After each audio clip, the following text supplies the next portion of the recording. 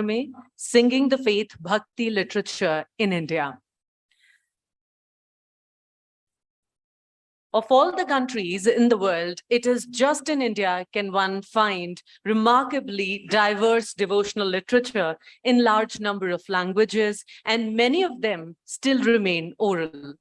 भारत में भक्ति साहित्य केवल भक्त का ईश्वर के प्रति साहित्यिक प्रतिवेदन मात्र नहीं है, बल्कि भारतीय भक्ति साहित्य ने विभिन्न समुदायों को जोड़कर रखने का कार्य किया है। भारत के भक्ति साहित्य ने जनता को संस्कृति की जड़ों तक पहुंचाने का रास्ता दिखाया है। This session will reflect upon many perspectives of devotional literature of India. मैं अनुरोध करूंगी रामजी तिवारी जी से, कृपया वो मंच पर आएं। He will be the chair for today's session. So please. अनुरोध करूंगी अजय कुमार शर्मा जी से कि वो साहित्य अकादमी की ओर से उनको सम्मानित करें।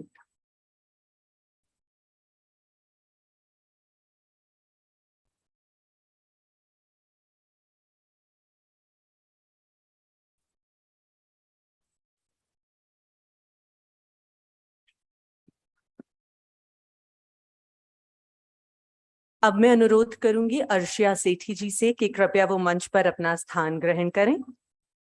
Arshia Sethi, twice a Fulbright Fellow.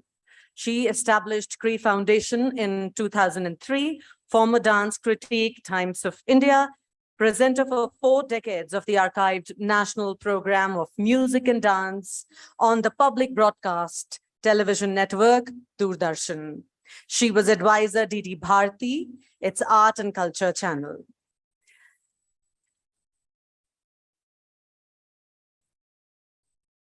Ajay Kumar Sharma ji से मैं अनुरोध करूंगी, कृपया उनका अभिनंदन करें।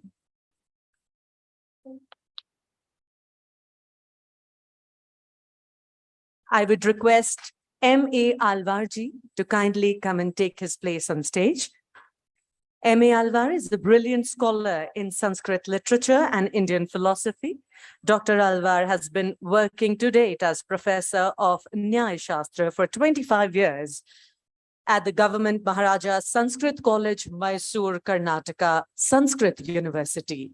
He is the honorary director of the Samskriti Foundation.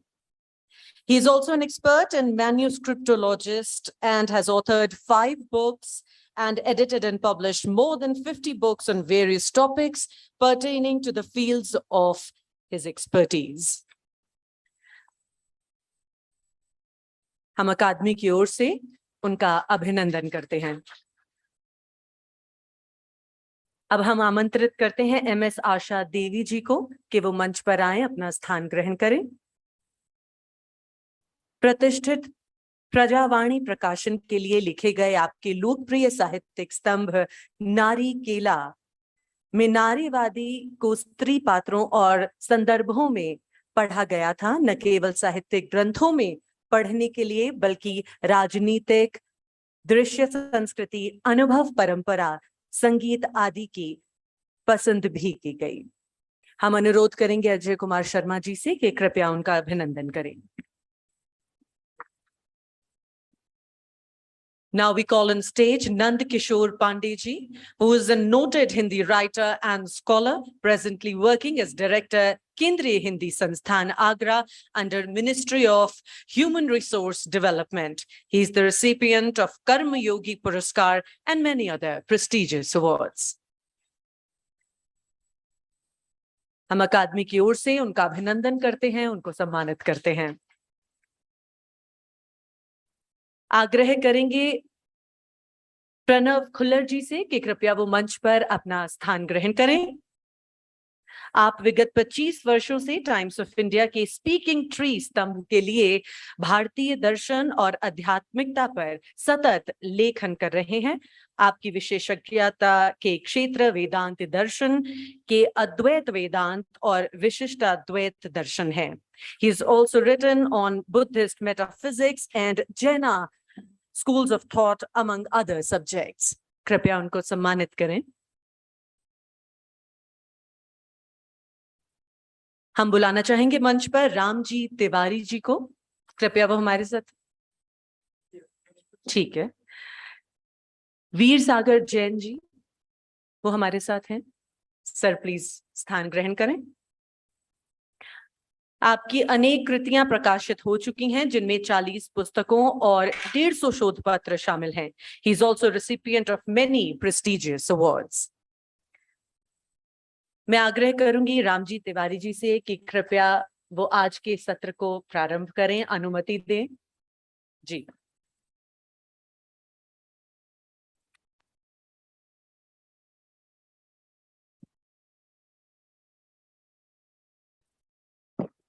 मैं आपको माइक में।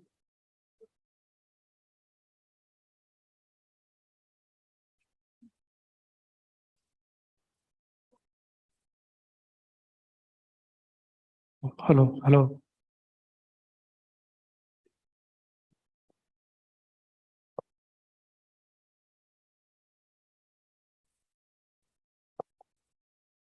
मंच पर विराजमान विद्वज्जन और विशेष रूप से भक्ति साहित्य के विशेषज्ञ, सामने बैठे हुए बहुत कम संख्या में लेकिन बहुत प्रबुद्ध श्रोता वर्ग, मैं सबसे पहले मंचासीन विद्वानों का स्वागत करता हूं और श्रोता वर्ग का अभिनंदन करता हूं कि उन्होंने बड़ी उदारता दिखाकर इस सेशन में यहाँ हाजिर होने की कृपा की है, क्योंकि अगर आप नहीं तो फिर ये कार्यक्रम भी कैसे होता। हमारी आपकी संख्या लगभग बराबर ही है, लेकिन फिर भी भवताच सभा सभयाच भवान और भवता सभयाच विभाति वयम। शोभा हमारी इसलिए है कि हम आपसे शोभित हो रहे हैं, आप हमसे, और हम सब एक दूसरे से। अब ये भक्ति साहित्य असल में इतना विशाल कलेवर है इसका कि कहाँ से शुरू करेंगे।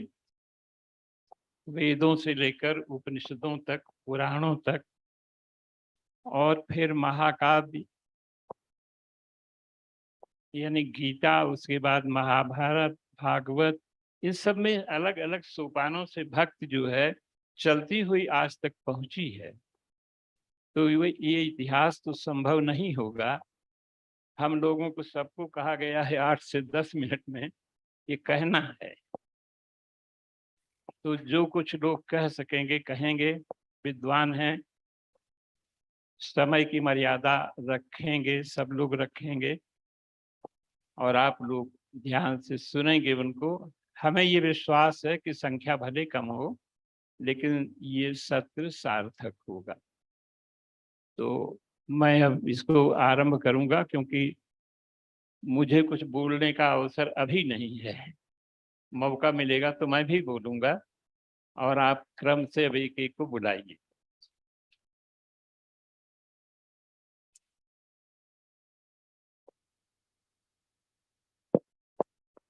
सर्वप्रथम आमंत्रित करते हैं अर्शिया सेठी जी को।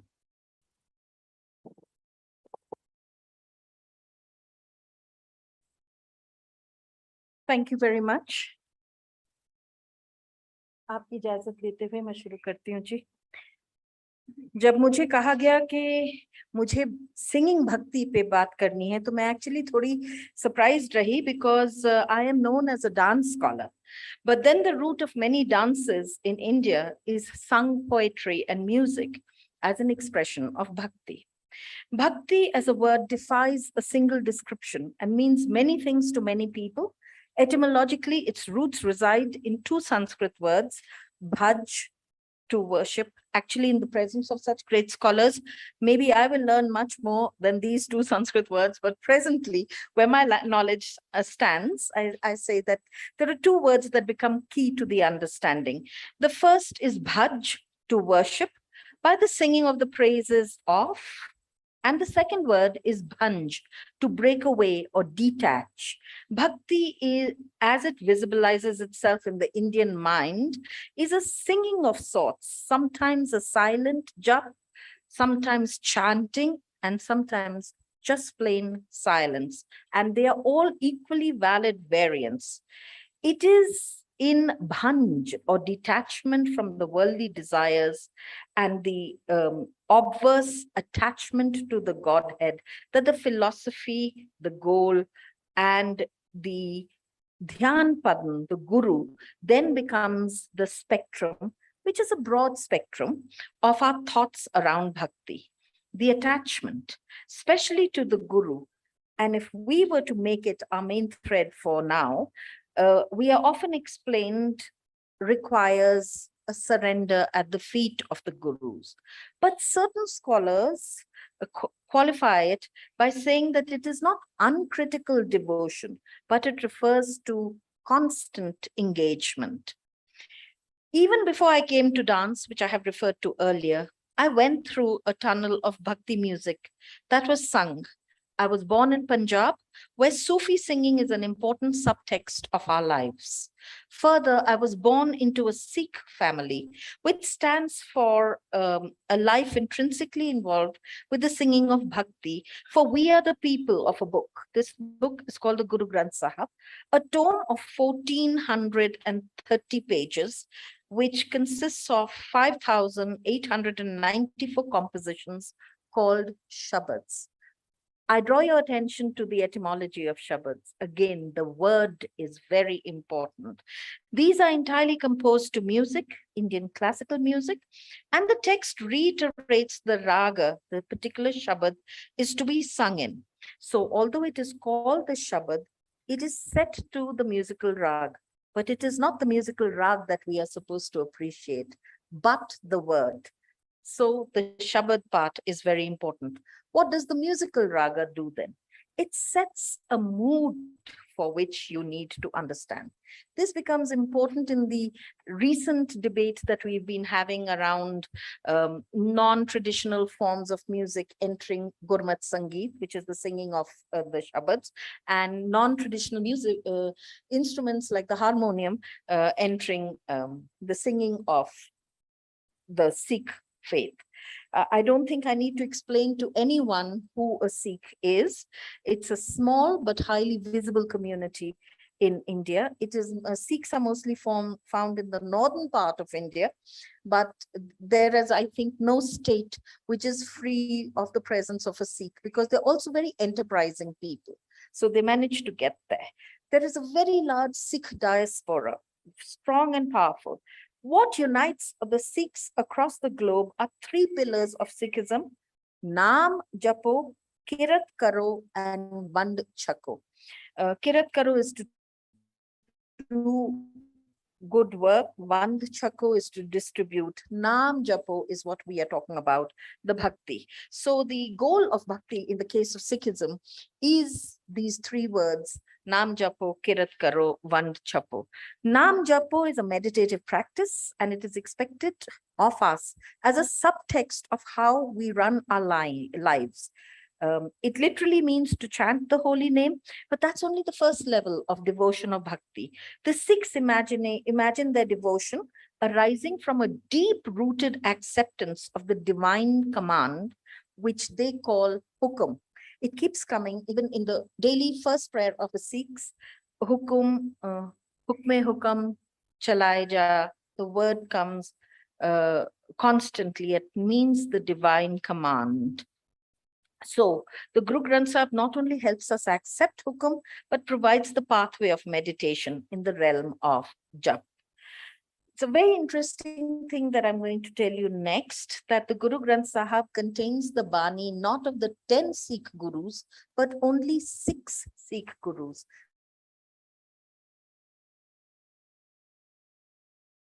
Of 15 Bhagats. These are Bhagats who we will encounter in Bhakti literature: Namdev, Pipa, Kabir, Ramanand, Gurdas, Nandlal, and surprisingly, Jaidev too. Yesterday, if you saw the performance by Sonal Mansingh, she did the Dashavatar, which is the opening piece in Jaydev's Geet Govind. And she said, just for this work has he become very famous. It is true, that's the work that strikes everybody first when they think about Jaydev. But you'd be surprised to know that there are two of Jaydev's compositions in the Guru Granth Sahib also. And if you were to hold these two literatures, the absolutely sensual literature of Geet Govind and the detached literature that is included in the Guru Granth Sahib, you may wonder, is this the same person? So, the reason why these 15 other voices were included was because Sikhism promoted, one, a this-worldly engagement. It did not talk about taking sannyas. Secondly, it was egalitarian, inclusive, and valued the subaltern, just as the Bhakti literature of all these great Bhagats whose Bani is also included. It also talked about the oneness of Godhead. Now, these 15 add to the polyphony of voices that rose in the second millennium, articulating the same ideals and find themselves in the Guru Granth Sahib as well, making for a very pluralistic linguistic map of the Guru Granth Sahib. So it is not just the Banis that differ, not just the fact that the Guru Granth Sahib is one of the unique literary religious texts that incorporates the voices of those not subscribing to its faith necessarily, but to the ideals and goals that the faith promoted. And we have different centuries as well. From the 12th century Jayadev to 14th, 15th century Kabir, Namdev's 13th century. There is one Muslim poet as well, that is Sheikh Farid, whom we know as Baba Farid. And it's not surprising that these variant voices come in, because it was an inclusive society that they were talking about.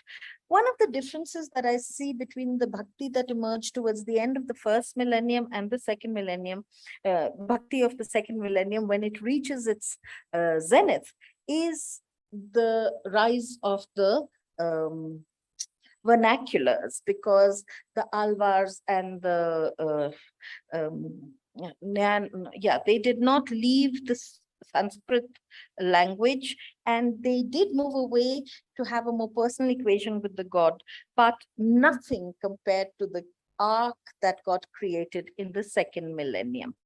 So one of the things is that when you have an independent relationship between you and the God, when you humanize your gods, when you make them, give them human attributes imbricated on divinity, then you use a intimate relationship, as is used in Geet Govind.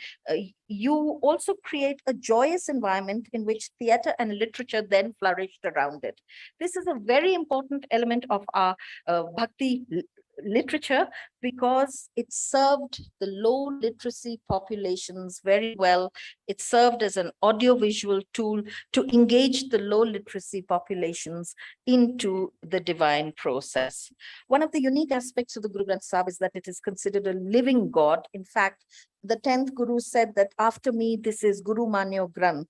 And all believers bow before it, as you know, and every morning it is read. Certain parts are remembered completely as 5 prayers that are done in the course of the day. The wisdom of the poetry is about a way of life and a philosophy.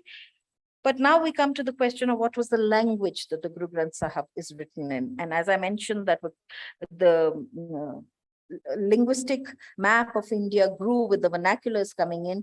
This is an example of a vernacular it's written in Gurbani in a script called Gurmukhi, and the founder of this is Guru Nanak Dev Ji, the first of the 10 Sikh gurus. Now, this is the start of modern Punjabi, but if you analyze the bhasha that is used, I think the best example is that it is a Sadhukadi or Sant Bhasha. Many languages have provided many words into it.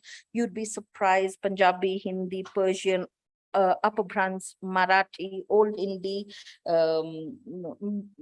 Dakhini, Malwai, Awadhi, Marwadi also, and even Persian. Now, many people know that at a particular point in history, the Sikh faith became a political presence in India, medieval India. But the presence of Persian predates the political role that the Sikh community played, because we find it even in Guru Nanak's writings. In fact, on page 721, the Guru Granth Sahib is a standard document. So if I say page 721, everywhere page 721 will have this Shabad in Rag Tilang. It carries a Persian influence. I will read just one line out of it. Yak araj guftam pesto dar gos kun kartar. I offer this one prayer to you. Please listen to it, O Creator Lord. So we have the presence of Persian coming in much earlier. Later in the writings of Guru Nanak Dev Ji, Guru Gobind Singh Ji, much more was incorporated. Sikhism in a way continues to play a very living role. Recently, the debate has been about the harmonium. I think it is a misplaced debate. The bigger debate should be whether we should be singing the Guru Granth Sahib as rock, pop, and rap. These are the new trends that are happening in the Guru Granth Sahib's singing of the Bhakti. So thank you very much.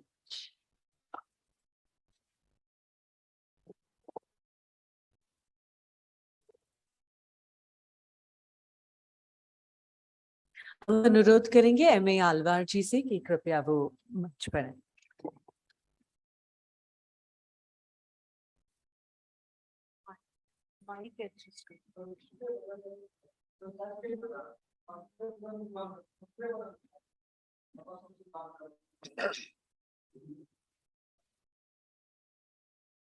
विष्णुं भास्वत्किरीटाङ्गदवलयकदाकल्पहारोज्ज्वलाङ्गम् श्रोणीभूषा सुवक्षो मणिमकुटमहाकुण्डलैर्मण्डिताङ्गम्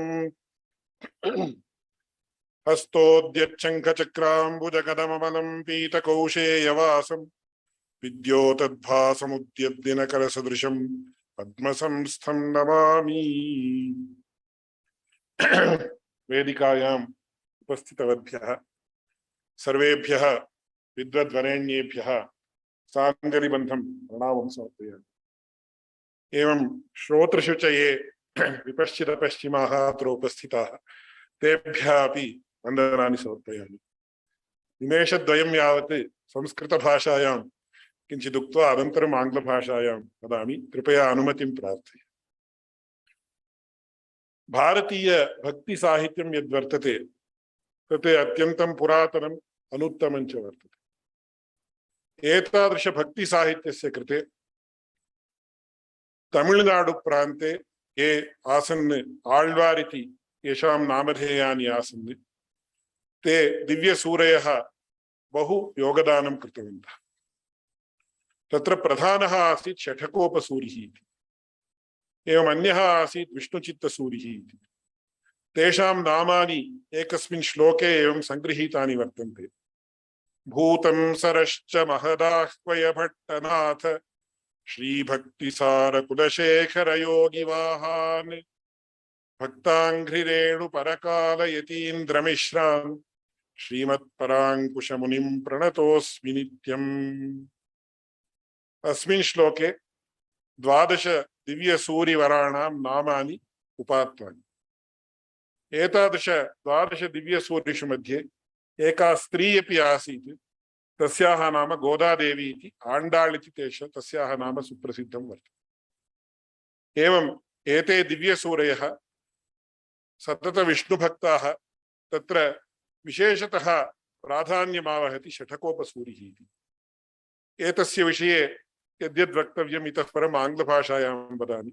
कुतः चेत् अत्रत्याः बहवः आङ्ग्लभाषामेव बहुशः जानन्ति इति कारणात्। I am extremely thankful to the Sahitya Academy, and I will try to give my exposition within a matter of 10 minutes, which is a very daunting task as far as I am concerned. First of all, we Sanskritists, give the etymology of any word that we come across. The etymology of the word bhakti is the word bhakti is derived from the root bhaja sevayam, which means to worship. And when we actually talk about bhakti, the Srimad Bhagavatam gives 9 types of bhakti. So it starts with Swami Bhritya Bhava, where the devotee deems himself to be a servant of the Supreme Lord. And the pinnacle of bhakti is Satipati Bhava. He deems himself to be the consort of the Lord. So we call it, there is a gradual progression in the bhakti ways where we say Pita Acha Rakshaka Sheshi, etc. And it is very well known among literary circles about this Navadha Bhakti or Navavidha Bhakti, so I will not go into it. But the actual meaning of the word bhakti is given in the Shandilya Bhakti Sutra, which starts with Athato Bhaktim Vyakhyāsyāmaha, and it says Satvasmin Parama Prema Rupa. Divine devotion for the Supreme Lord is what is known as, or Mahaniya Vishaye Pritihi Bhaktihi Uchyate. So the love one has for an elderly person or a person who is much elder to us or superior to us is what is known as bhakti.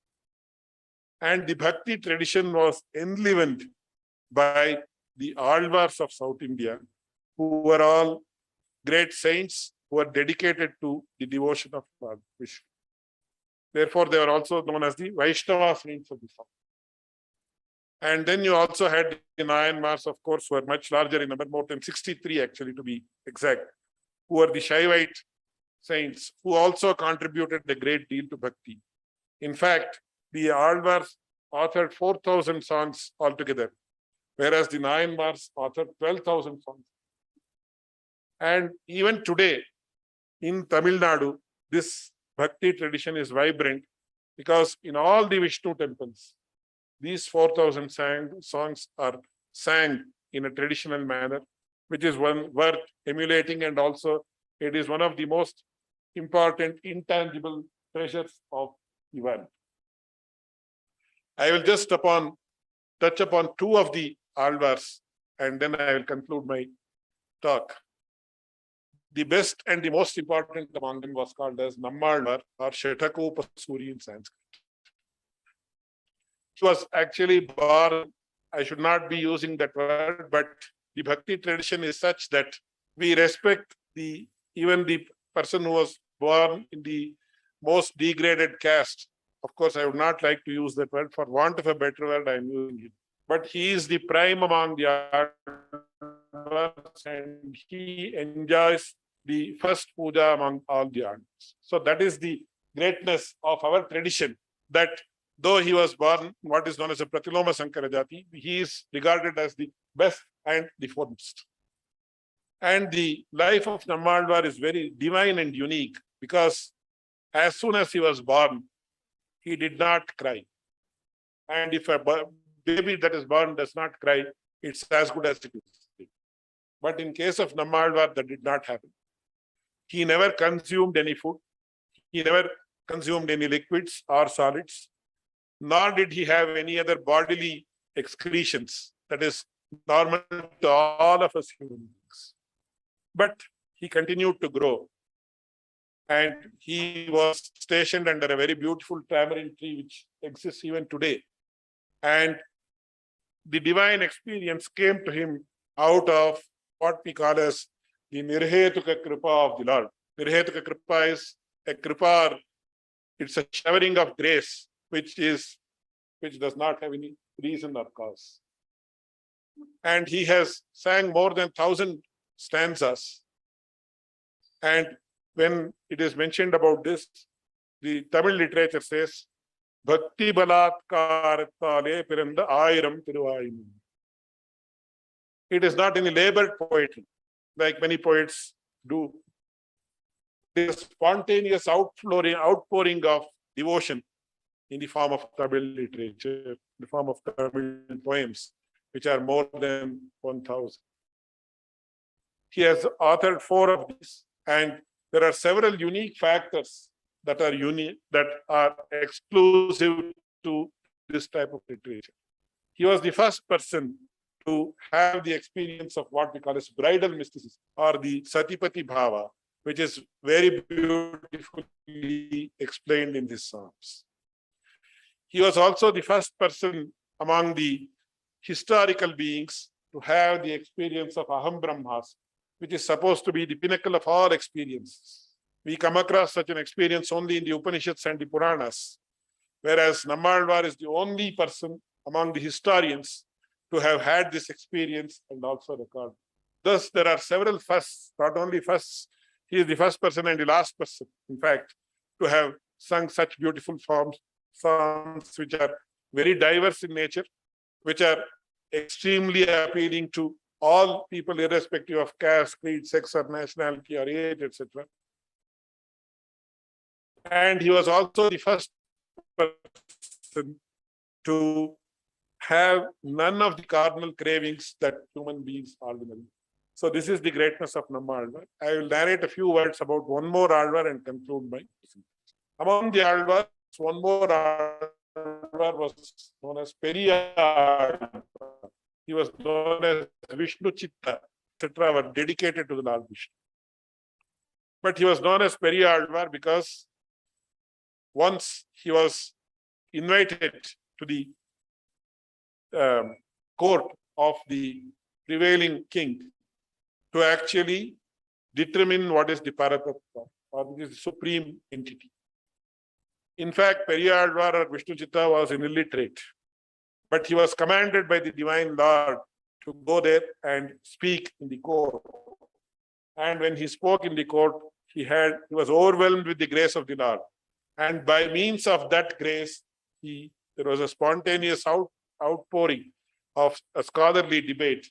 And ultimately he proved Vedat Shastram Param Nasti Nadaivam Keshava.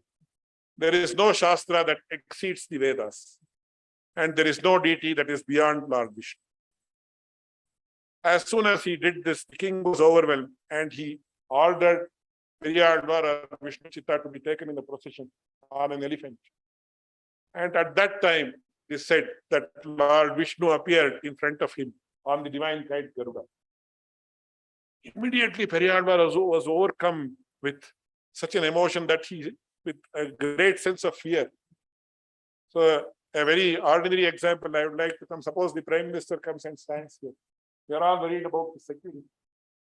So, Periyar said, "You are the Akhilanda Koti Brahmanda Nayak. You are the king of several Brahmandas like this. So what security do you have? How have you come here all of a sudden without any security arrangements?" And he said, "So you should not have any problem. You should be safe. You should be safe." So we call him Periyar because he was the only person who said the Lord should be safe. Most of the devotees say, "I should be safe. I should not have anything bad. I should be immersed in," but we think about ourselves. Whereas Periyar was the only devotee in this world. That is why he is known as the big Alvar, because he worried about the security of the Lord. And he sang the Mangala to the Lord himself, which is known as Pallande Pallande in Sanskrit. And it is chanted every time, nearly 5 to 6 times in all the Vishnu temples, even today in Tamil Nadu, Karnataka, and other places. So this is the greatness of the Bhakti literature. And I have just provided a glimpse of the lives of 2 Alvars. All the stories of all the Alvars are wonderful to listen to. And they cover a whole range of aspects associated with Bhakti. And only when a person reads all these things, all the 4,000 stanzas that are composed, in fact, they have several commentaries running into millions of pages. You call it 36,000 padi, etc. So only when a person reads all of them can we get a holistic view of the gamut and the depth of literature. So with these words, I conclude my talk. I am extremely thankful to the organizers of this wonderful session.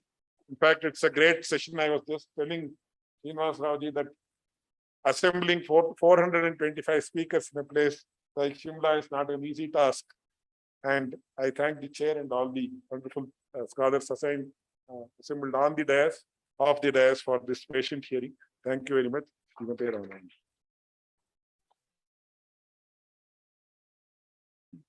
अब हम आपके समक्ष बुलाना चाहेंगे MS आशा देव जी को। Good afternoon, one and all. It looks there is a miscommunication between myself and Sahitya Academy. I was asked to present a paper on Bhakti tradition.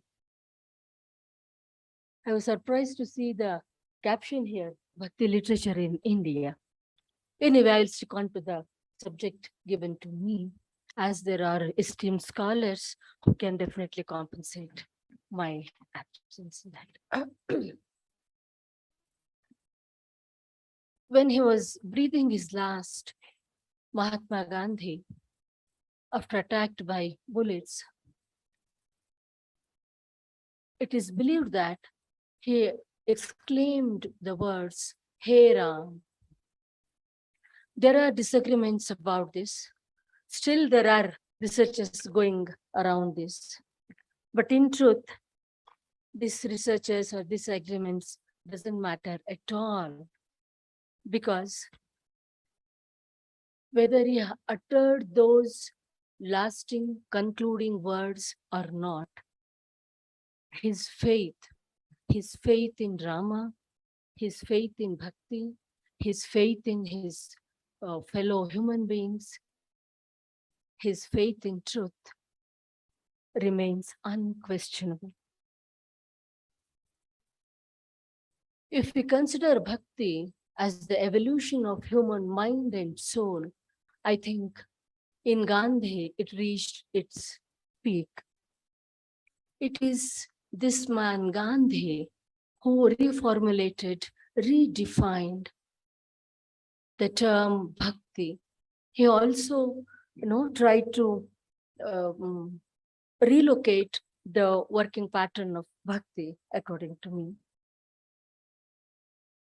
Gandhi had all the will and creative energy to position faith. Innumerable incidents throughout his lifetime serve as evidence of the difficulty of retaining the awe of faith. This makes Gandhi a superhuman being, in my opinion. Innumerable incidents, as I said, if we look at the incidents of Gandhi and his suffering in retaining his, faith in God and in human beings, it reminds me of a line from a very important writer of our time, U.R. Anandamurthy, who is one of our greatest writers and who mainly wrote in my language, Kannada. The title of the poem is Bhakti.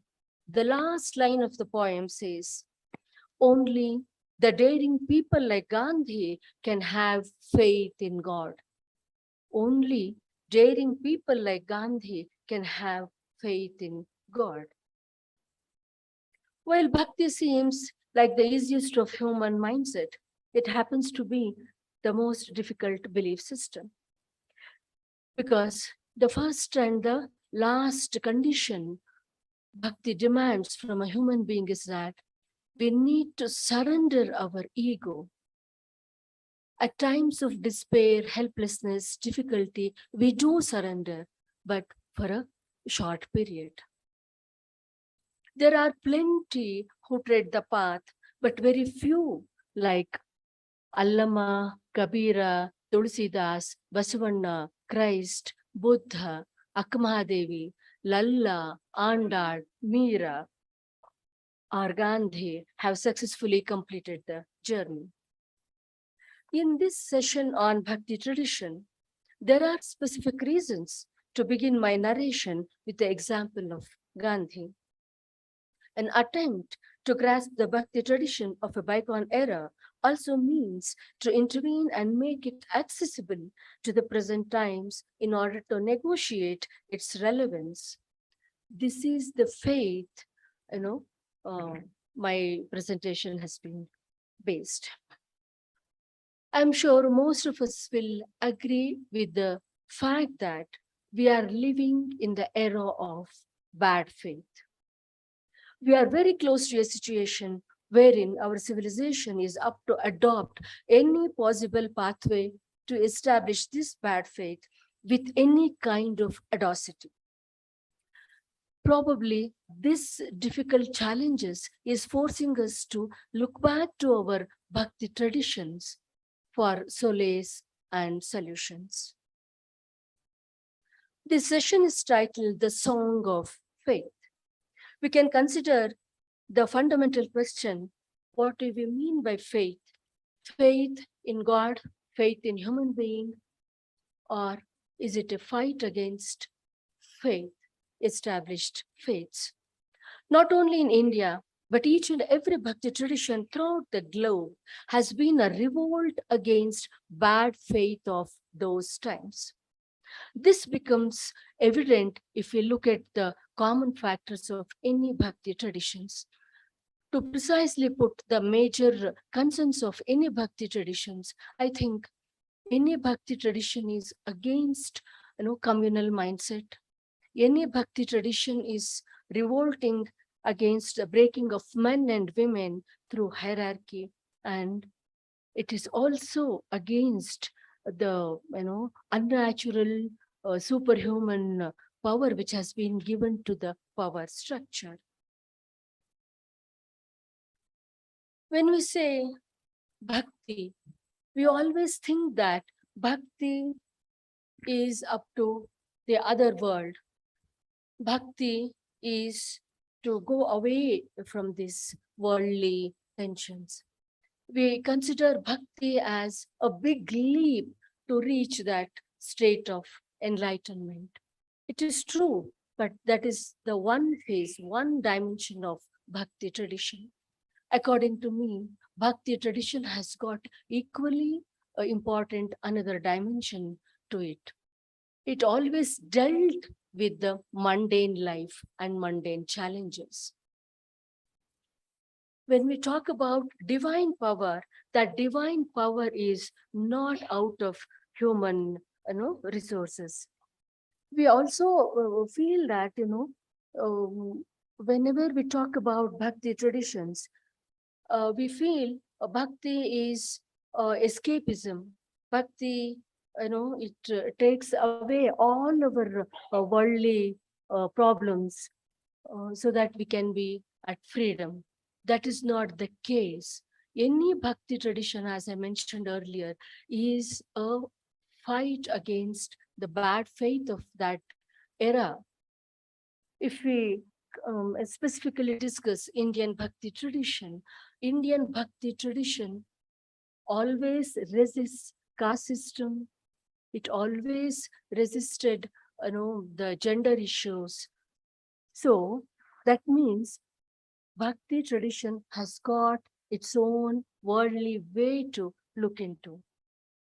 Bhakti tradition attempted to provide a divine medicine to the inherent egoistic nature within the caste, gender, power structures, and the inferiority complexes. Basavanna, the pioneer of humanitarian, from my language, Kannada, says, Dohara Kakkaya is my father. Born into a upper caste, Basavanna considers Kakkaya, who is from a lower caste, as a father figure. In an attempt to congratulate Kakkaya's achievement in Bhakti, there is an attempt by Basava to shed away his own ego of being born into a upper caste, as well as to take away the inferiority of Kakkaya. Another woman, Vachanakarti, by name Satyaka, she says in one of her Vachanas, with beard and whiskers, it was not testified as a man. With breasts and dress, it was not identified as a woman. It is not the way of the wisdom. It is a camouflage. Imagine in the age of 12th century, Satyaka, she is proposing one of the most profound feminist camouflage. That is not the way of wise men. So, gender is a construct according to Satyaka. So, Bhakti has got two-folded dimensions. One is up to metaphysical level and the other one is about mundane life. Hence, according to me, it is not all that profitable in classifying bhakti traditions into social, cultural, economical categories. Of course, they are useful in our academic discussions and discourses, but at the end, I feel it is more apt and relevant to consider the bhakti movement as a great sojourn, a journey intent to win over the limitations and the weaknesses of human and civil establishments. This can be put forth a bit more dramatically. Bhakti is a magical touchstone. It holds the power of emancipation to convert an ordinary metal into pure gold. But the question is, we need to become a metal of any kind first.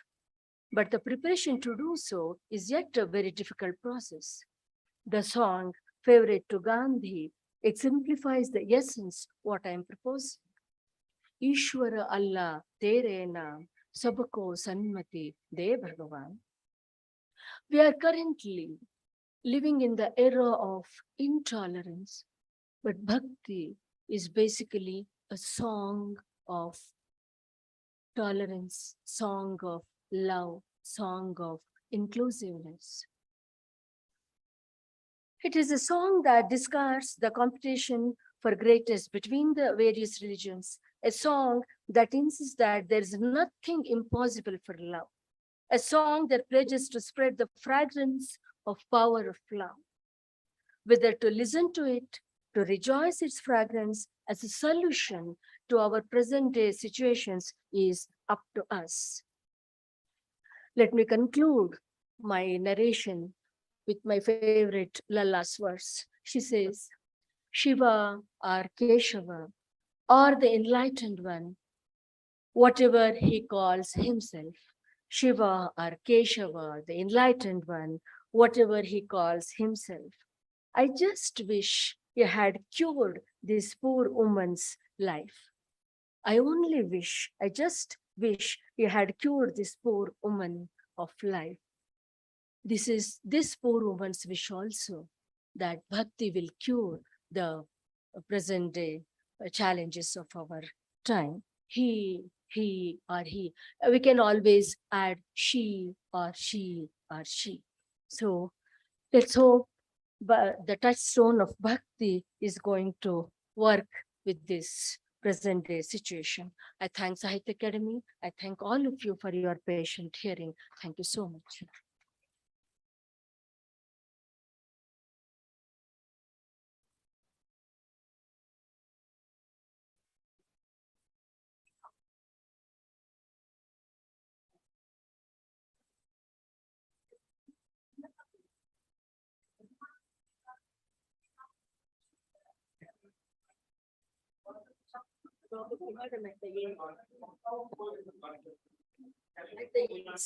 We can take all the questions at the end. MS Asha Devi जी का धन्यवाद करते हुए अब हम आमंत्रित करते हैं नंद किशोर पांडे जी को।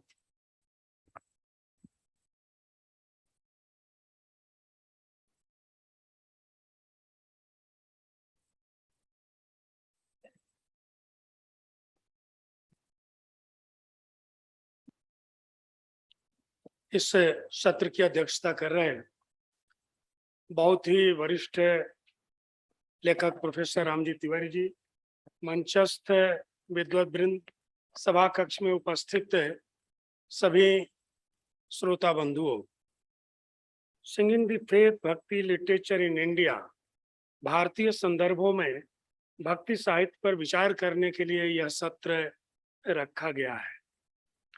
उत्तर भारत में हिंदी साहित्य के संदर्भ में जब हम भक्ति पर चर्चा करते हैं तो संस्कृत के बहुत ही प्रसिद्ध श्लोक उत्पन्ना द्राविड़ो देशे वृद्धि कर्णाटके गता क्वचित क्वचित महाराष्ट्रे गुर्जरे जीर्णताम गता की व्याख्या के साथ हम अपनी बात शुरुआत करते हैं।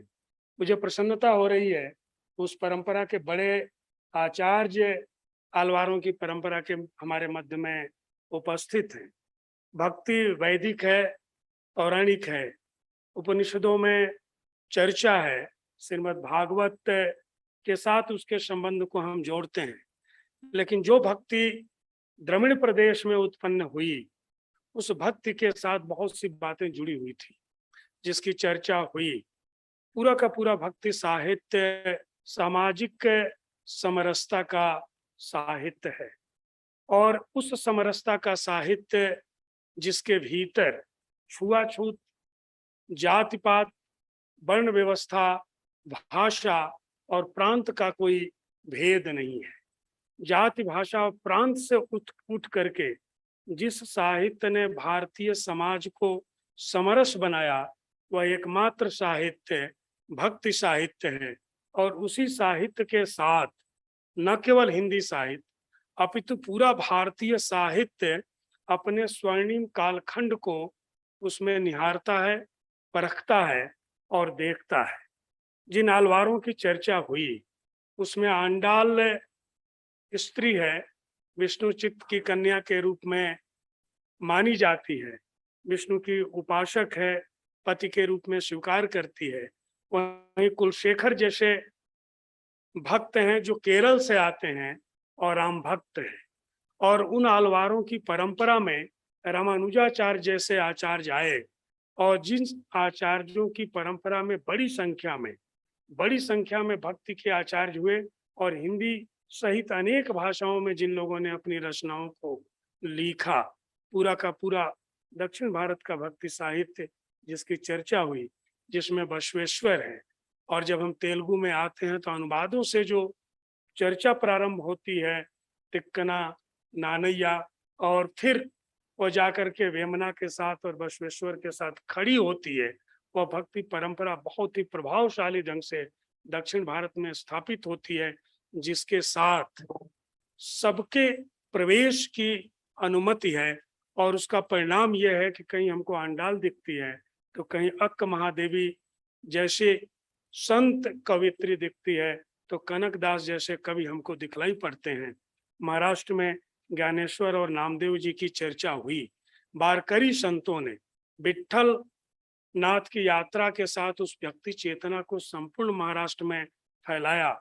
नामदेव जी के साथ जिस जाति, भाषा और प्रांत के बंधन को तोड़ने की बात होती है, उसको व्यवहारिक धरातल पर नामदेव जी ने प्रतिष्ठित किया। नामदेव जी की बड़ी महत्ता मराठी साहित्य में है, वैसी ही महत्ता जिसकी चर्चा हुई पंजाबी साहित्य में है।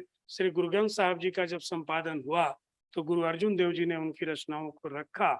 और नामदेव जी हिंदी साहित्य के आदिकाल में भी भक्ति काल में एक बड़े प्रतिष्ठित कवि के रूप में हमारे सामने उभर करके आते हैं। हिंदी के संतों ने, जिसमें प्रमुख रूप से कबीरदास, संत रैदास, दादू दयाल और रज्जब ने तो नामदेव जी की गति को चाहा कि हे प्रभु, जो गति आपने नामदेव जी की दी, जो स्थान नामदेव जी को प्राप्त हुआ, वह स्थान हमें प्राप्त होना चाहिए। तो नामदेव जैसा संत जो सिंपी जात से आते हैं, मराठी, पंजाबी और हिंदी साहित्य के भीतर समान रूप से प्रतिष्ठित होते हैं। संत रैदास के साथ ही अनेक अंत्यज जातियों से, जिनको हम तब अछूत जातियों में गिनती करते से, बड़ी संख्या में पूरे भारत में संतों की परंपरा खड़ी होती है। और उनके शिष्यत्व को क्षत्रियों और ब्राह्मणों ने स्वीकार किया। संत रैदास जी बड़े गर्व के साथ कहते हैं, चारों वेद कियो खंडोत, ताको विप्र करे दंडोत। अब प्रभु जी तू चंदन हम वाणी हम पानी, यानी आत्मा और परमात्मा के एकत्व को तल्लीनता के साथ जिस बोध को स्वीकार किया, और जो सत्संग का आधारित ज्ञान था, जिसकी कोई भी पारंपरिक रूप से दीक्षा नहीं हुई थी, ऐसे संतों की एक बड़ी परंपरा पूरे उत्तर भारत में खड़ी होती है। उन संतों के संप्रदाय भी चले। संत दादू दयाल जी गुजरात से आते हैं, जहाँ पर नरसिंह मेहता है और अक्खो जैसा दार्शनिक कवि हैं। और संत दादू दयाल के साथ एक तरफ राज परिवार जुड़ते हैं और दूसरी तरफ बड़ी संख्या में मुस्लिम संतों की एक परंपरा जुड़ती है, जिसमें रज्जब है, वखना है, वाजिंद है। एक बड़ी संख्या में संतों की परंपरा वहाँ खड़ी होती है और अनेक संप्रदाय वहाँ पर खड़े होते हैं। गुजरात और राजस्थान में प्राणनाथ संप्रदाय, प्राणनाथ जी का संपर्क तो आज के अरब देशों से था, इराक और ईरान तक था, जब उन्होंने फारसी में भी अपनी रचनाएं लिखी, उर्दू में उनकी रचनाएं प्राप्त होती है। बिश्नोई संप्रदाय के आचार्य ने 20 और 9 मान्यताओं के साथ पूरे पूरे संत समाज को खड़ा किया, जिसके साथ अहिंसा और प्रकृति की रक्षा का एक संदेश गया। जसनाथी संप्रदाय ने रेगिस्तान की भूमि में किस तरह से उसको हरा भरा रखा जाए, वहां से किस तरह से मानवता की रक्षा हो सके, जीव जंतुओं की रक्षा हो सके, उसकी प्रेरणा दी। और फिर पश्चिम की ओर बहुत 200 वर्ष पहले स्वामी नारायण संप्रदाय खड़ा होता है। और कहीं बंगाल में चैतन्य महाप्रभु की जो भक्ति की चेतना है, वह चेतना वृंदावन आती है, और वृंदावन के जो रास रंग है वो चैतन्य महाप्रभु के साथ नए सिरे से खड़ा होता है।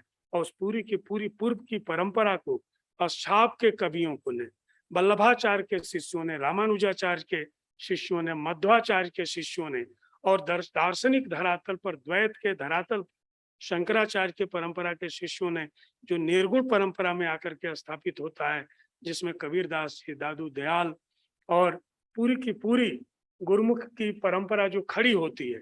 और साथ ही बहुत सारी ऐसी पुस्तकें तैयार होती हैं जिन पुस्तकों ने अपने मठों में गुरु के स्थान को प्राप्त किया, जिसमें हम कुलजम स्वरूप का नाम ले सकते हैं, जो प्राणनाथ संप्रदाय का है। गुरु ग्रंथ साहब जी उस परंपरा का ग्रंथ है। अन्य संप्रदायों में भी ऐसे दादू दयाल पंथ में दादू ग्रंथावली फिर गुरुपद के स्थान पर स्थापित होती है। गुरुपद के स्थान पर स्थापित होने वाले ग्रंथों की एक बड़ी परंपरा भारत के भीतर खड़ी होती है कि गुरु के स्थान पर गुरु के ग्रंथ रख दिए जाते हैं और उनकी पूजा उपासना का तंत्र होता है। अघोरियों का एक संप्रदाय खड़ा हुआ जो शैव के साथ अपने के साथ जोड़ा, जो घोर नहीं है, कठोर नहीं है, वह अघोरी है। और जन भाषाओं में लिखने वाले, और वे जन भाषाएं वो ब्रजभाषा जैसी बड़ी भाषा है जिसके लिए स्कूल विद्यालय भुज क्षेत्र में खोले गए थे। 1200 वर्ष पुरानी भाषा, उतनी ही पुरानी भाषा राजस्थानी, उतनी पुरानी भाषा मगही, और जिनकी आचार्य परंपरा में सरहप्पा जैसे कवि खड़े हुए। अपभ्रंशों और अवहट्ट की चर्चा हुई वार्ता के क्रम में। उस परंपरा में और अपभ्रंश में लिखने वाले कहीं सरहप्पा है तो कहीं हेमचंद्राचार्य गुजरात में है, और उनके शिष्यों ने अवहट्ठ में रचनाएं की। और उन रचनाओं का प्रभाव पूरे के पूरे गुजरात से लेकर के बंगाल तक के भक्ति साहित्य पर हम रेखांकित कर सकते हैं। उन संतों ने भी लोक भाषा में रचनाएं लिखी जो संस्कृत में ग्रंथों की रचना कर सकते हैं। उन संतों में प्रमुख रूप से तुलसीदास जैसे संत हैं जो संस्कृत में भी उसी सिद्धहस्तता के साथ लिखते थे, लेकिन लोक भाषा में लिखा। ज्ञानेश्वर ने अपनी ज्ञानेश्वरी मराठी में लिखी, तो संस्कृत में लिख सकने वाले संतों ने जन भाषा में अपने ग्रंथों को लिख करके आम जन तक प्रचारित किया। उसका प्रभाव हुआ कि कहीं धनी धर्मदास दिखलाई पड़ते हैं, कहीं संत गुलाल दिखलाई पड़ते हैं, तो कहीं घासीदास दिखलाई पड़ते हैं भारतीय समाज में। कहीं पूर्वोत्तर भारत में शंकर देव और माधव देव की परंपरा दिखलाई पड़ती है। जम्मू कश्मीर में शंकराचार्य के प्रभाव और अद्वैत के भीतर से कहीं पर हमको लल्लेश्वरी के दर्शन होते हैं। तो चरणदास के संप्रदाय के भीतर सहजोबाई और दयाबाई दिखलाई पड़ती है। कृष्ण भक्ति पंथ में और कृष्ण के अनुयायियों में कहीं मीराबाई और गबरीबाई दिखलाई पड़ती है। तो एक तरफ दलित संतों की बड़ी चेतना, महिला संतों की बड़ी चेतना, संस्कृत निष्ठ संतों की लोक भाषा की रचनाओं ने भारतीय समाज को समरसता के सूत्र में बांधा।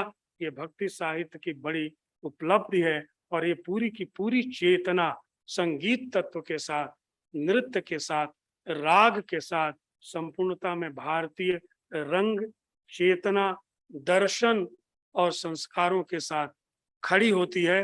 और ये भक्ति चेतना ही भारतीय साहित्य की मूल चेतना है।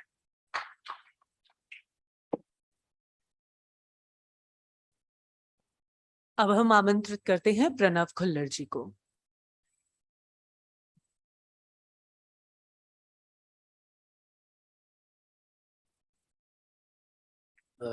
रामजी से आपकी इजाजत से मैं जरा I'll be speaking in English. I will not go into the etymology or the concept of bhakti because it's already been dealt with by the previous speakers. And I'm going to take you directly into the the land of the Nayanars. I'm so happy that Acharya Alvar focused only on the Vishisht Advait and the Alvar Vaishnav tradition. So let me take you to the land of the Nayanars, which place Shiva at the heart of all their spiritual seeking. So Tamil Nadu, I'm a Punjabi by birth, but I often like to tell my friends that I'm a Tamilian at heart. वो कैसे हुआ है, I really don't know, but when Arsha ji began with the Guru Granth Sahib, so I'm not going to close the session, but at least I'll take you down south once again. I think I'll just a brief little introduction to because there was this upsurge of devotional fervor in South India, and the Vaishnav and the Shaiv Bhaktas came up. But I'd like to concentrate on what is called the Tavern. These are hymns which are set to Rag and Tal, because the focus of our session is actually singing the faith, the musical tradition of the Nayanars. So there is this Tirumurai compendium down south, now very, very famous, of course, of hymns in Tamil, which have placed Shiva as the bestower of all boons, both in his Ashutosh Swarup, the god who melts at the call of a sincere prayer, and at the heart of the Tirumurai, which is a book of almost 11 volumes. The first 7 volumes of that were composed of hymns by the 3 great Tamil Shaivite poets, Tirugyana Sambandar, who is regarded as the boy prodigy, Appar, who was the more seasoned and the elderly poet, and Sundarar, who literally translated as the handsome poet. And all of the Nayanar tradition sees them as virtually so close to the Lord that as if they could hold a conversation with Shiva. The Tevaram calls out to the seeker, if I was to put it in Vedantic terms, because both the Vaishnavite tradition as well as the Nayanar tradition, I think somewhere oppose Advait, Shankara's Advait tradition. I'll come back to that. Through music, through song, through dance, and in this case, celebrating the name of Shiva. It would be interesting. I just like to, highlight this. There is the Satarudya hymns of the Yajurved, from where actually the Shaivite tradition of Tamil Nadu originates. And they conceive the self when Shankara says, Brahma Satyam Jaganamithya Jivo Brahma Ivnaparaha. So the self then is conceived of as the impersonal self. But in the Bhakti traditions, whether you see him as Shiva or Vishnu or the Devi, the famous mantra Namah Shivaya, the Pancha Akshar, actually comes from this Satarudya hymn of the Yajurved. And it was revealed in the Shvetashvatara Upanishad for the first time. So there is a link between the Tamil Shaivites and the Yajurved. The Vedic chants were somehow adapted to what is called, and Alvar will bear me out, the agamic ritual in Tamil Nadu. So till today, I mean, it's a tradition which is well over now 500, 600 years. But in all the temples of Tamil Nadu, whether you go to Madurai, Chidambaram especially, you will find the Vedic chanting, but done 2 meter, 2 rag, 2 tal. In Tamil, it's called Pannam. So you have the Tirumurai. Murai actually, they have divided the hymns by meter, and they've divided the hymns by geography.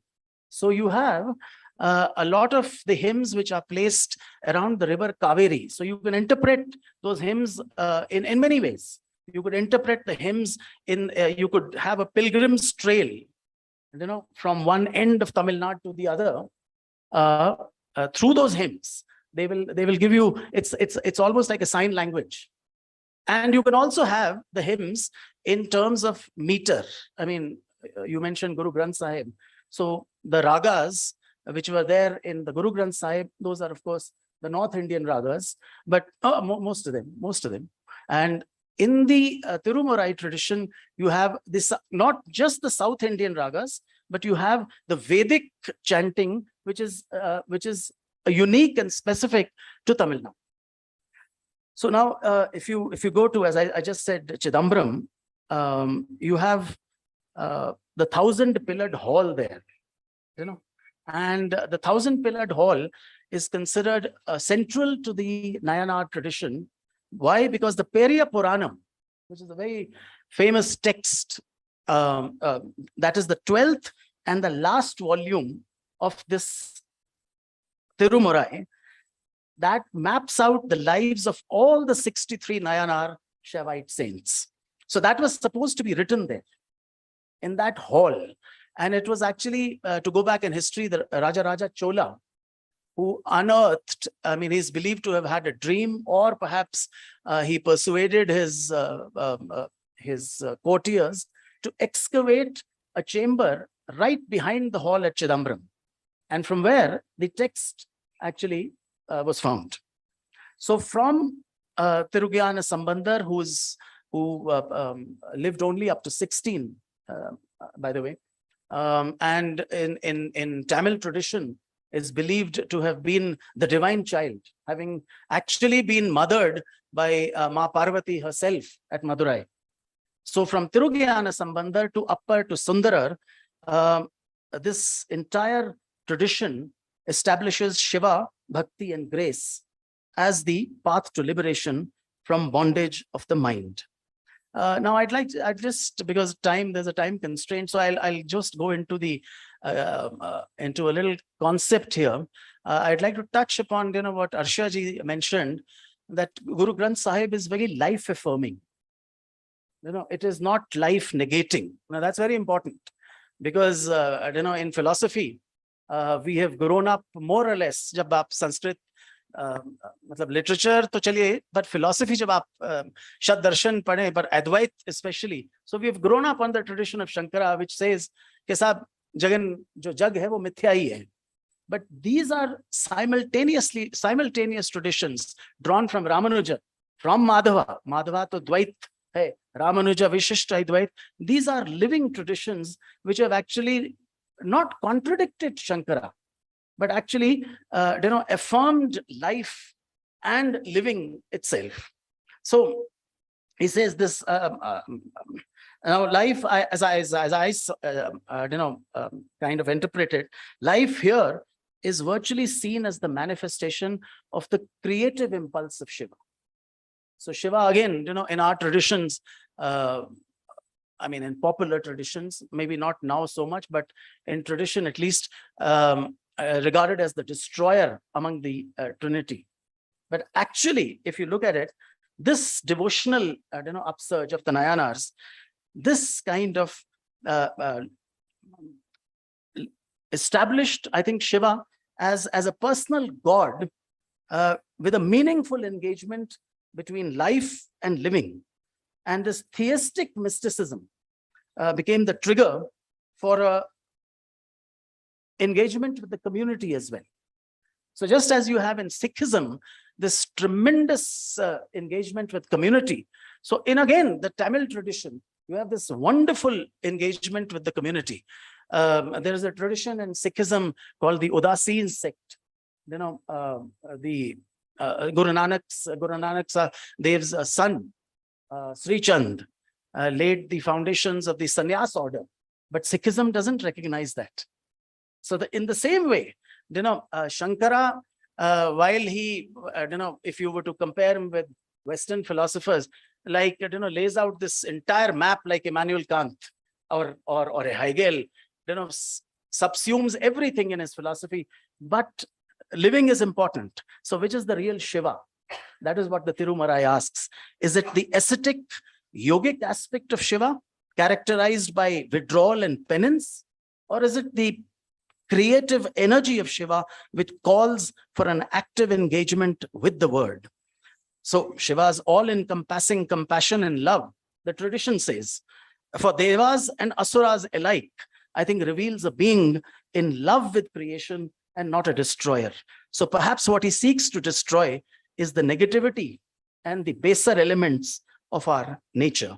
So the Tavern, which is, a 11, 12 volume text, celebrates this beautiful and inscrutable form of Shiva at Chidambaram, but in doing so, celebrates the manifest word as well, and then seeks to transform that consciousness through this realization that actually all creation is Shiva's impulse itself.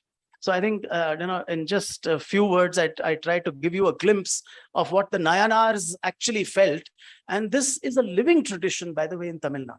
It's not as if you go even today, you have the Oduvars. The Oduvars are professional singers who will do this chanting, and there is a particular protocol set in each of these temples. So when you go to a South Indian temple, I think most of us, when we go there, I think you feel something different than when you go perhaps to a temple in North India. I think that emanates from, what the great acharyas and what the great mystics have set out, not just in terms of liberation, matlab wo moksha may be important, but yahan jo jeena hai, wo bhi to important hai. And I think that theism in our tradition needs to be highlighted, needs to be celebrated, because living is also a part of that entire process of God. I mean, God, the external is a manifestation of that God within. So while you seek the God within, you have to seek the God without as well, which will bring us all, I think, together. I think if I can put a relevant contemporary context to it, I think if you cannot have karuna or compassion for each being here, then there's no point in trying to find the God within. Thank you. अब हम आमंत्रित करते हैं वीर सागर जैन जी को।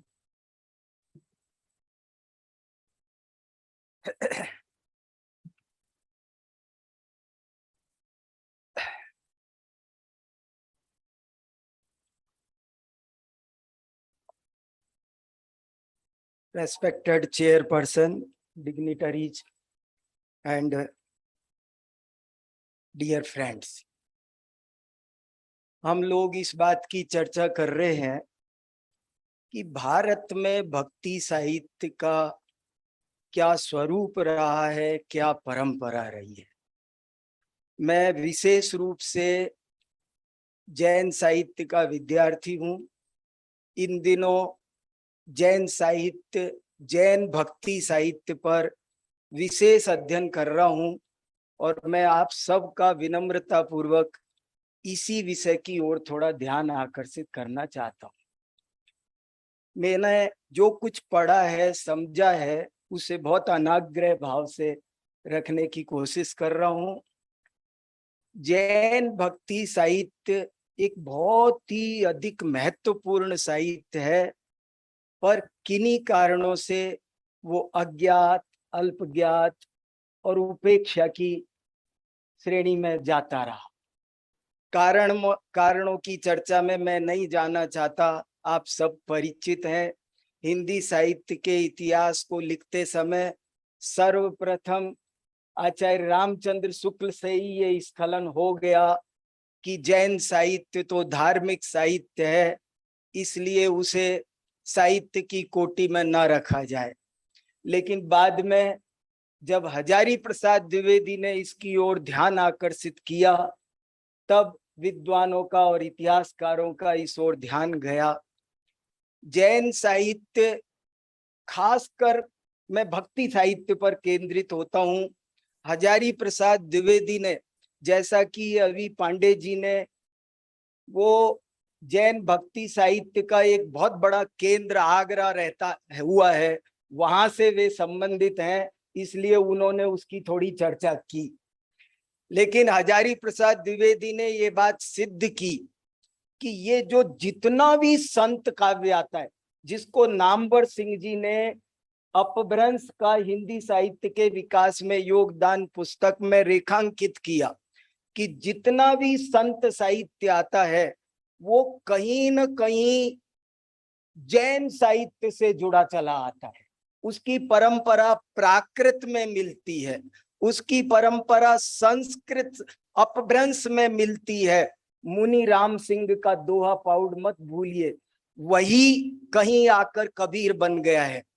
तुलसीदास बनारसी दास के परम मित्र थे, जिन्होंने हिंदी की पहली आत्मकथा लिखी है, और वे बहुत बड़े भक्त कवि हुए हैं।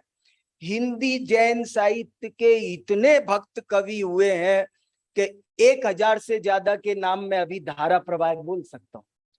दौलत राम, ध्यानत राय, भगवती दास, भूधर दास, इतने लोगों ने बेशुमार, कम से कम 1 लाख पद होंगे। ये बात न्यारी है कि पाठ्य पुस्तकों में या मीरा पढ़ाई जाती हैं या सूरदास, लेकिन जैन कवियों के पद, ऐसे प्यारे प्यारे पद, परिमाण में, भाषा में, निरखत जिन चंद्र वदन स्वपद सुरुचि आई, ऐसे ऐसे सरस पद है। निरखत जिन चंद्र वदन, क्या भाषा है, क्या संगीत है। मैं इसे प्रस्तुत करूं तो अभी 10 मिनट चाहिए। निरखत जिन चंद्र वदन स्वपद सुरुचि आई, प्रकटी निज आन की पिछान ज्ञान भान की, कला उदोत होत काम जामनी पलाई, निरखत जिन चंद्र वदन स्वपद सुरुचि आई। ऐसे अत्यंत साहित्यिक दृष्टि से उच्च कोटि के भाव पक्ष और शिल्प पक्ष दोनों ही दृष्टि से बड़े उत्कृष्ट काव्य है। विविधता की दृष्टि से आप देखिए तो जैन कवियों ने दशक, 25, 32, 40, शतक, शतसही, कोई विधा नहीं छोड़ी जिसमें उन्होंने भक्ति साहित्य न लिखा हो।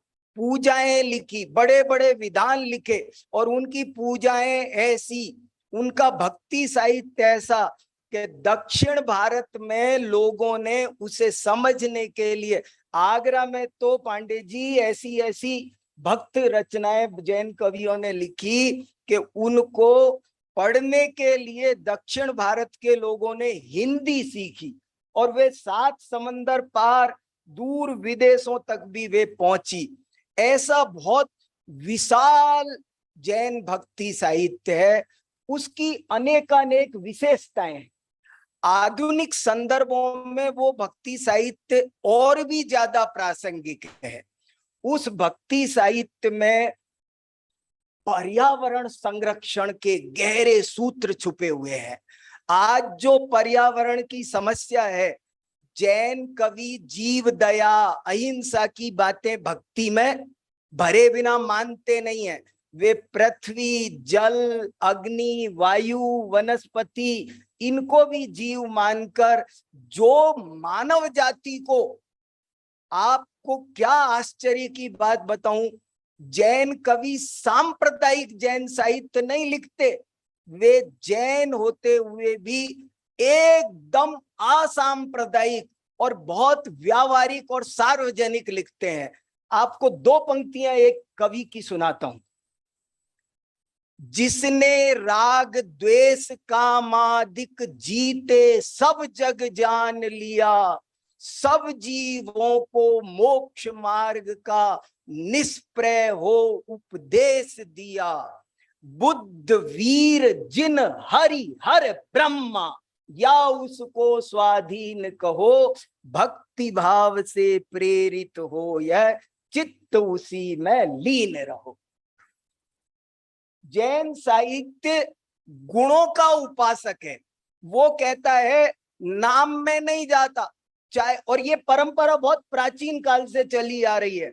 भव बीजांकुर जननहा रागाद्या क्षयमुपगता यस्य, ब्रह्मा वा विष्णुर्वा हरो जिनो वा नमस्तस्मै। जैन भक्ति साहित्य मनुष्य को असांप्रदायिक बनाता है, उसे अंधविश्वास की श्रेणी में नहीं डालता, जैसा बहन जी अभी चर्चा कर रही थी। और उसमें कई तरह के मानववादी भाषा, उसकी आम जाति की भाषा, अगर वे आगरा में लिख रहे हैं तो ब्रज में लिख रहे हैं, अगर वे बनारस में लिख रहे हैं तो अवधी में लिख रहे हैं। वो जब जैसा क्षेत्र है, जैसी काल है, उस जाति की भाषा में जैन कवियों ने एक बहुत विशाल भक्ति साहित्य का प्रणयन किया है। मैं इस मंच पर और इस अंतरराष्ट्रीय साहित्य महोत्सव के बहाने, जो आजादी का अमृत महोत्सव है, इस जैन भक्ति साहित्य में प्राणी मात्र की स्वतंत्रता का भी संदेश है, सबकी समानता का भी संदेश है।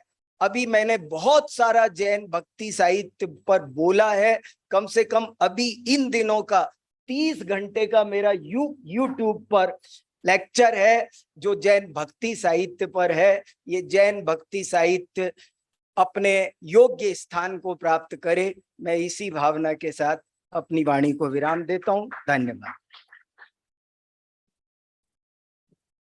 और अंत में सत्र की अध्यक्षता कर रहे रामजी तिवारी जी से निवेदन है कि वो कृपया मत आए और अपने भाव व्यक्त करें। हम आपको माइक दे दें। हेलो,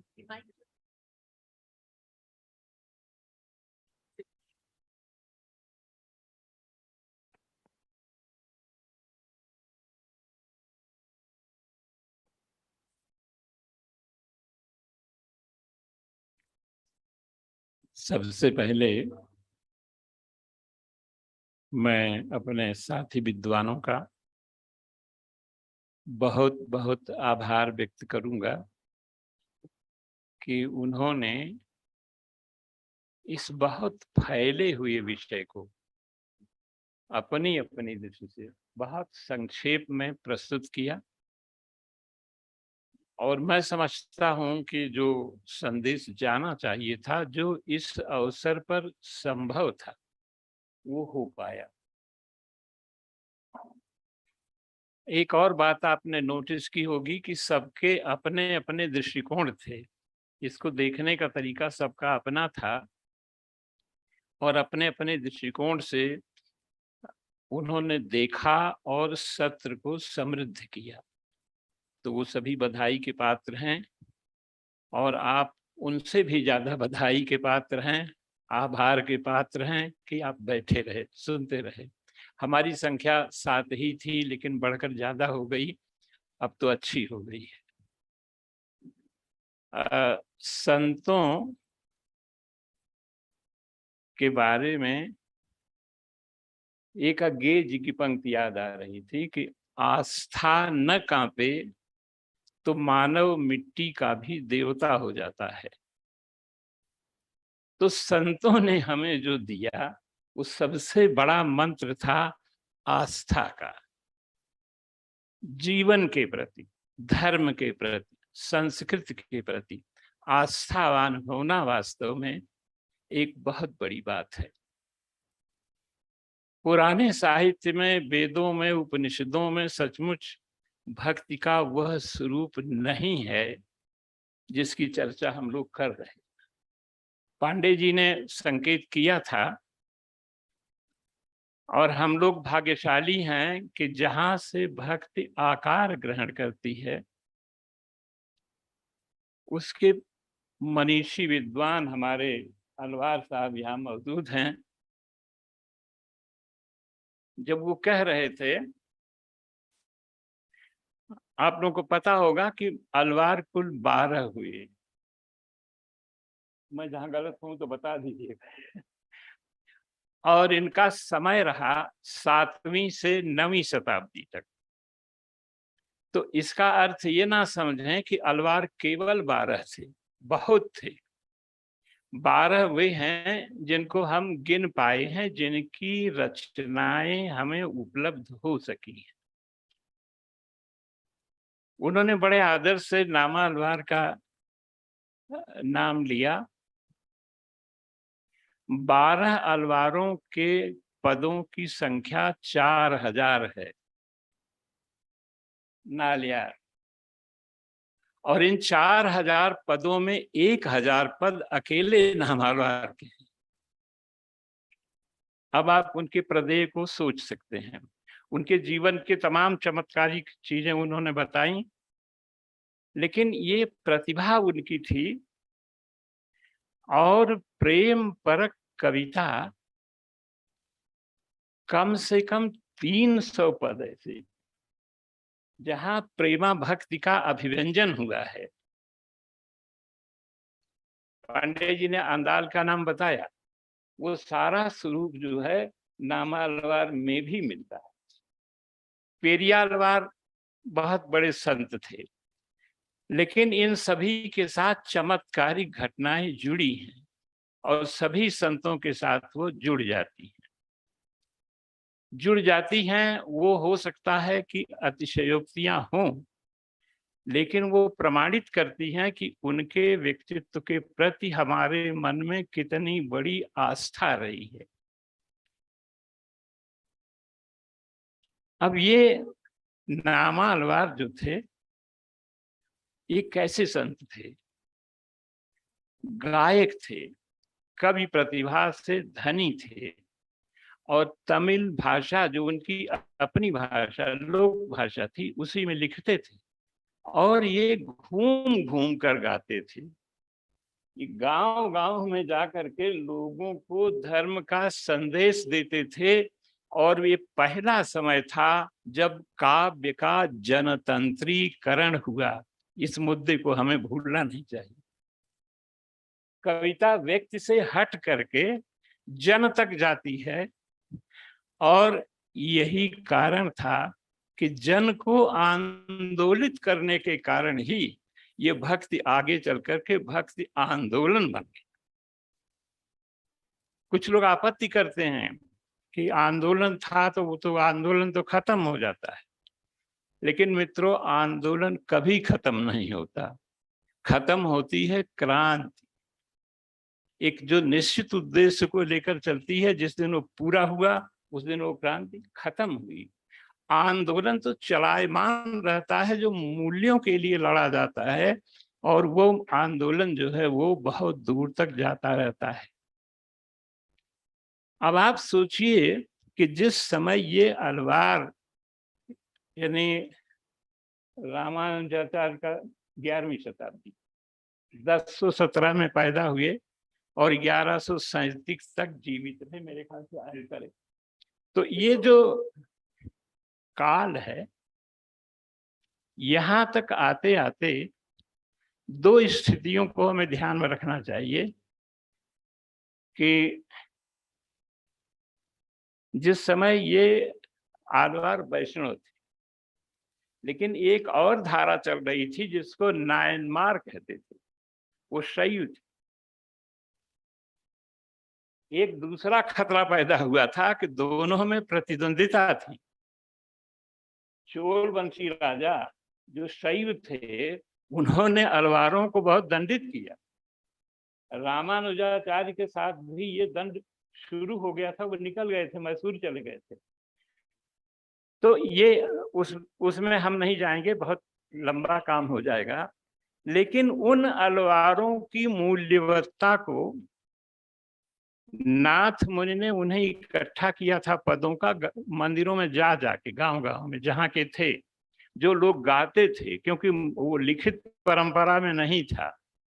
फिर वहां से वो इकट्ठा करते हैं, यामुनाचार्य उसको व्यवस्थित करते हैं, और रामानुजाचार्य उसकी दार्शनिक भूमिका तैयार करते हैं, और वो श्री संप्रदाय वहां व्यवस्थित। तो इसमें देखिए हुआ ये कि शैव और वैष्णव का एक द्वंद्व छिड़ा, और इस द्वंद्व का उत्तर में आना असंभव नहीं था, आना उसको था।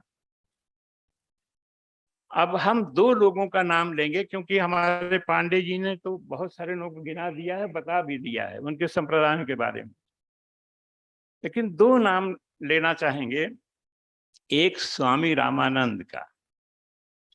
स्वामी रामानंद जो हैं ये रामानुजाचार्य की परंपरा में ही हैं और उनकी शिष्य परंपरा में 14वीं पीढ़ी के वो आचार्य हैं रामानंद।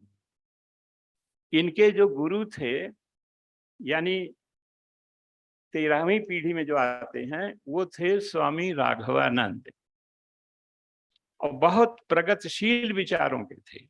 उत्तर में उन्होंने यात्रा की तो जाति के विरोध में वो प्रचार करते थे।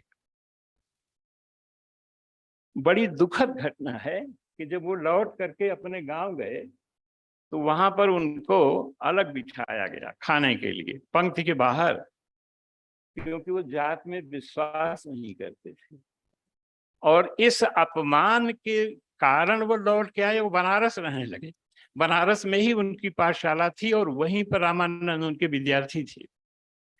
तो रामानंद ने क्या किया कि सारी चीजों को मानते हुए भी एक रामावत संप्रदाय अलग से शुरू किया और अपने गुरु की आज्ञा से शुरू किया कि मैं करना चाहता।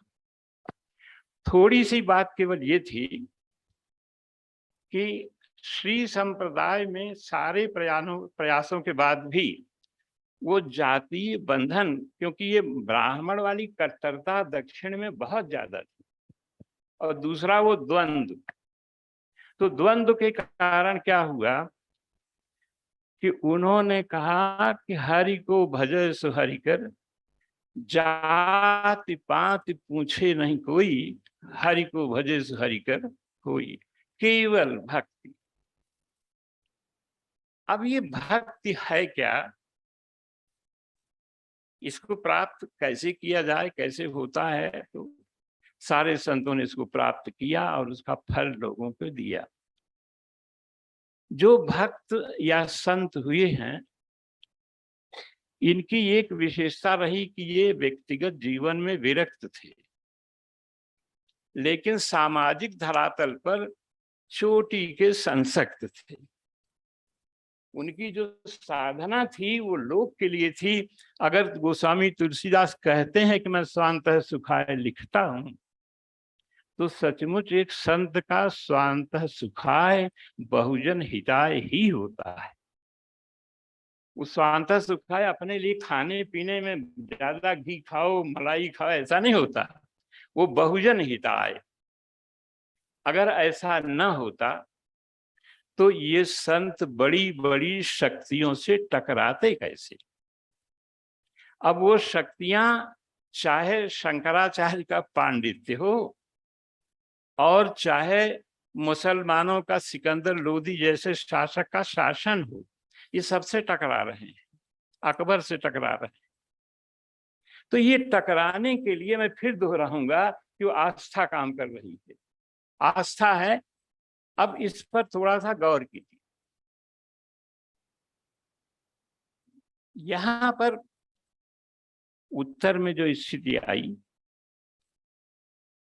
तो हमारे यहाँ रामानंद संप्रदाय के कबीर भी हैं और तुलसी भी हैं।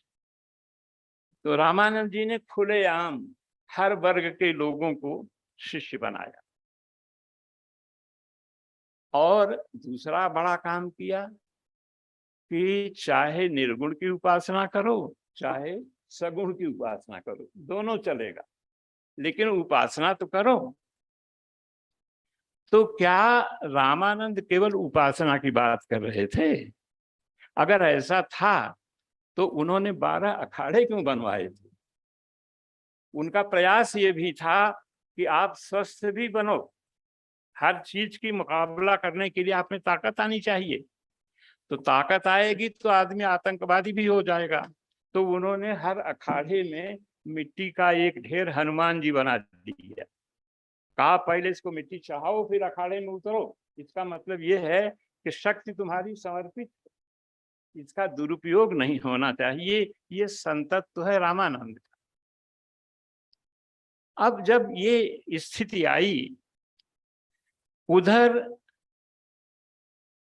वल्लभाचार्य का नाम मैंने इसलिए लिया कि अपने पूर्ववर्ती संप्रदायों को, ये मध्वाचार्य का, निम्बार का, इनका पहले हो चुका था, उसके बाद वल्लभाचार्य आए। तो वल्लभाचार्य ने उनके सारे दार्शनिक सिद्धांतों को इकट्ठा किया और उसका निचोड़ अपने में ले आके मिला लिया। ये तो समझ में आ रहा है ना। तो मिला लिया तो ये ज्यादा वैज्ञानिक हो गया, और दूसरी तरफ ये बड़ा विनम्र हो गया, क्योंकि उनके 84 सिद्धों में एक मेहतर भी था, मोहना नाम का। 84 शिष्य बनाए थे, मोहना नाम का मेहतर। तो ये एक बड़ी चीज मिली। उधर क्या हुआ कि वल्लभाचार्य की एक पुस्तक है कृष्णाश्रय, उनके 84 ग्रंथ बताए जाते हैं, उसमें कृष्णाश्रय का दूसरा श्लोक है, क्रांतेषु देशेषु पापैः निलेषु च सत्पीड़ा व्यग्र लोकेषु कृष्ण एव गतिर्मम। हमारी गति केवल कृष्ण में है। अपने मत का नाम रखा पुष्टि मार्ग, और उसी को कहा है शुद्धाद्वैत है। तो पुष्टि मार्ग का मतलब, भागवत में एक पंक्ति मिली, पोषणम तद अनुग्रहम, उसका अनुग्रह ही पोषण है, उसका यानी कृष्ण का।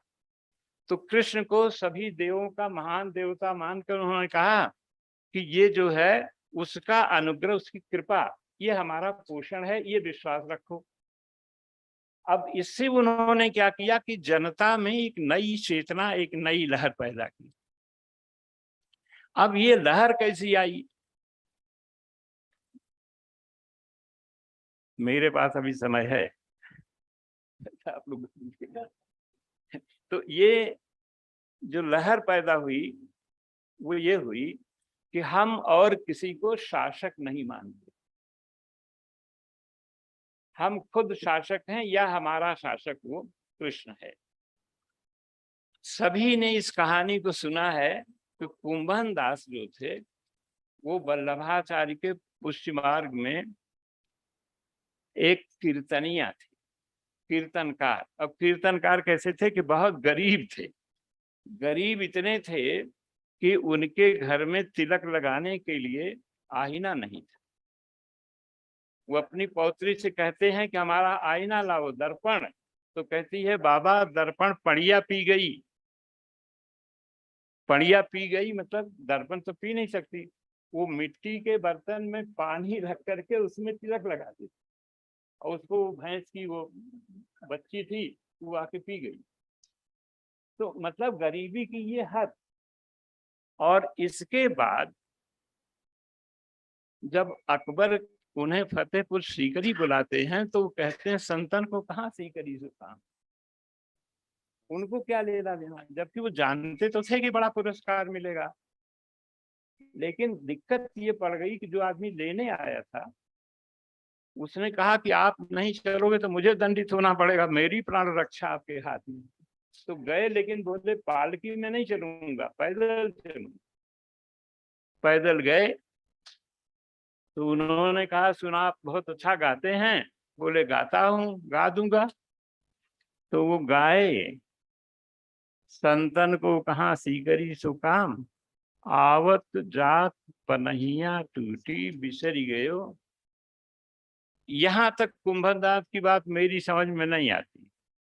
जूता अगर टूटा था तो अकबर इतना तो देता कि नया खरीद लेते, लेकिन इस पर रुके नहीं। उन्होंने कहा जाको मुख देखे दुख उपजत, ताको करणों परि प्रणाम। ये जरा देखिए, सम्राट अकबर सामने एक कीर्तनकार, दरबार लगा हुआ है, और उसमें कह रहा है जिसका मुंह हम नहीं देखना चाहते उसको हमको नमस्कार करना पड़ा। और जब अकबर ने पूछा कि आपको क्या पुरस्कार दूं, तो उन्होंने कहा अगर आप कुछ दे सकते हैं तो आगे से मत बुलाइएगा।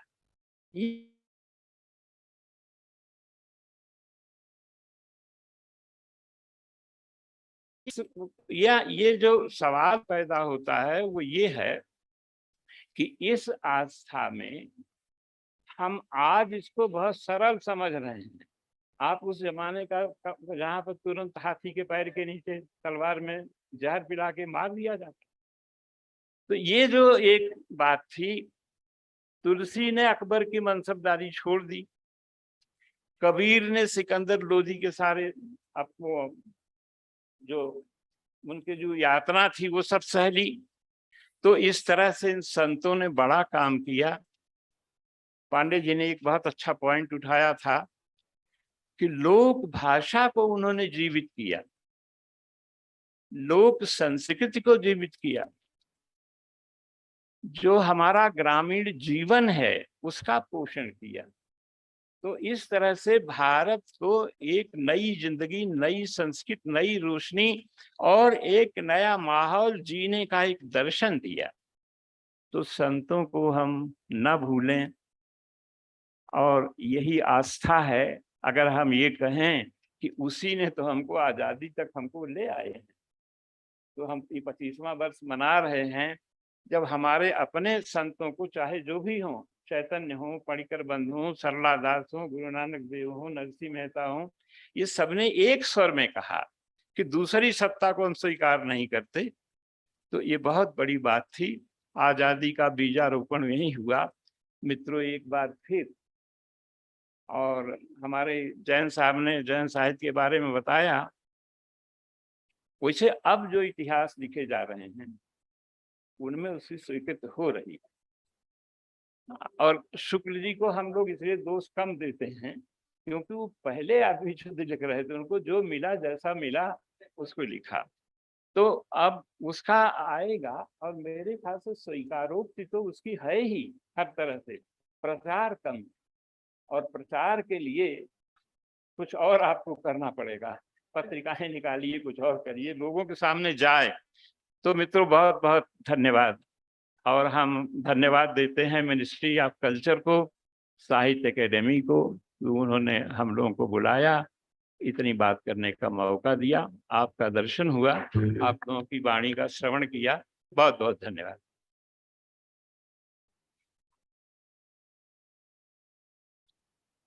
ठीक तो नहीं? We thank all the panelists who graced the stage and all the audiences also. We'll convene again at 4:30 for our last session.